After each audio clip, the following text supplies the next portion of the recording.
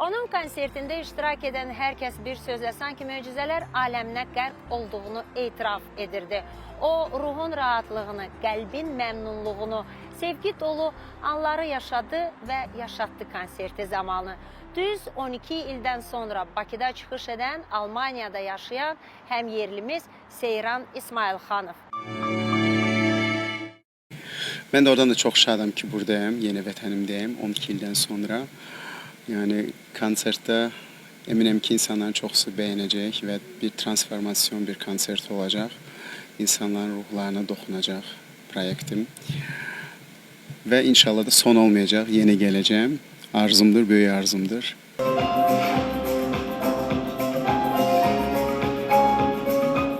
Bəli, o məhz arzusunun ardınca doğma vətəninə gəldi. Onun şad olduğu qədər konsertinə gələnlər də xoş və heyran edici anlar yaşadı. Sevgidən, xoşbəxtlikdən, ən xoş nəsnələrdən oxudu Seyran İsmailxanov opera studiyasında baş tutan Bakı konserti zamanı. Transformasyon bir proyektir çünkü artık insanların ruhuna daha da dokunmak istedim. Sözleri unuturam.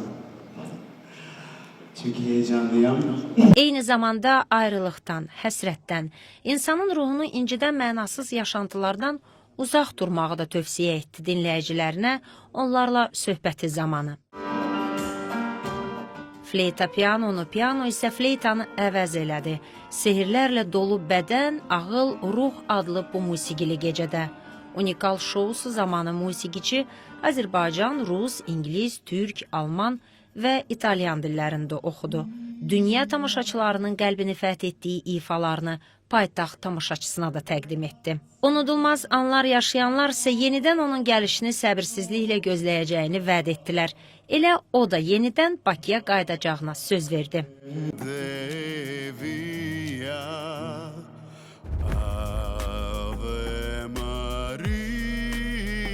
Xatırladaq ki, Bakıda anadan olan Seyran İsmailxanovun musiqi səyahəti ilk dəfə 5 yaşında pianoda ifası ilə başlayıb. O, 2005-ci ildə Almaniyanın Köln şəhərinə köçməzdən öncə Moskvadakı nüfuzlu Gnessin Musiqi Akademiyasında rəsmi təlim keçərək skripka və vokal üzrə sənətə professional qaydada yiyələnib.